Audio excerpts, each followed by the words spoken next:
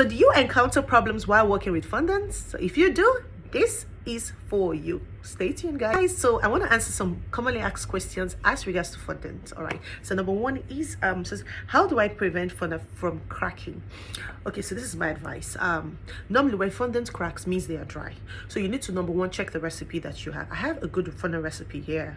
Yeah, so you probably just scroll down and check. So check that the recipe is okay, check that it's balanced and all okay. So if it's okay, number two thing is that you should know that it's important to always work with shortening. While you're working, have shortening by the side.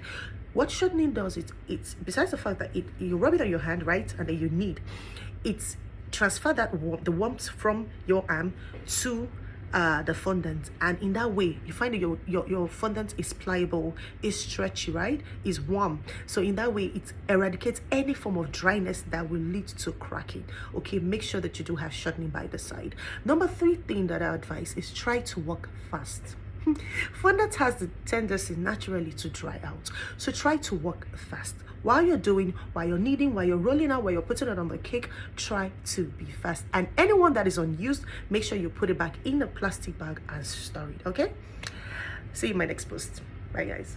So watching, guys. So remember to like, remember to subscribe, and remember to share. So I'm going to be answering the next questions, and it says, why is my fondant sticky? So when you have sticky fondants, okay, it's always about the recipe as well. Sometimes your recipe is maybe not properly balanced. Like I would say, you probably have more liquid ingredients than your dry ones. You have more glucose, you have more gelatin. Depending on the recipe that you're using, you have more egg whites. You know, you always have to have a balanced ratio. Okay, you do have to have a balanced ratio. So if your ratio is not balanced, you would find that your fondant is going to be sticky. And when your fondant is sticky, it's so difficult to work with. I'm sure bakers, you can all tell, it's really, really, really difficult to work, because when you're rolling, it's sticking to the table, it's sticking to the rolling pin, it's sticking to your hands. Oh my god, it's such a mess, and you don't want that. What do I advise you to do? One, check your recipe.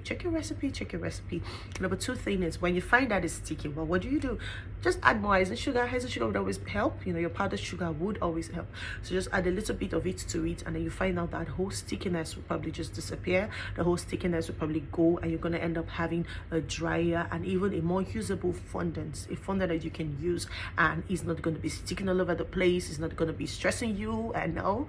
Yeah, so this is one more thing that another question here is, can I refrigerate a cake with fondant? Okay, so yes, you can refrigerate a cake with fondant, but you have to be very cautious. You have to be careful, because what happens is that when you put a cake with fondant into the chiller, there is a high tendency, if I'm not a high tendency, what's going to happen is that condensation is going to take place, where you find the fondant melting and it becomes sticky. You don't want that. So what do I advise you? If you have to do that, make sure that it's in a well ventilated container, well ventilated box.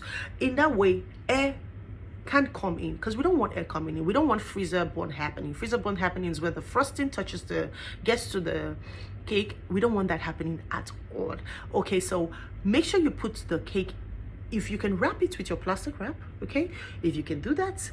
Most times I know that you might have accessories and all on the fondant cake, right? Just take them off.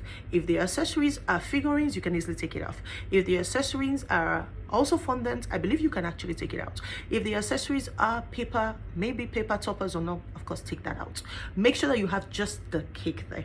So in that way, you should carefully wrap it with plastic wrap, or what they call cling film. Okay, wrap it with that, and then when you wrap it with that, put it in an airtight box. Make sure your cake box is closed. Make sure your cake box doesn't have any space through which air is going to get into that cake. And then when you do that, you put it into the chiller.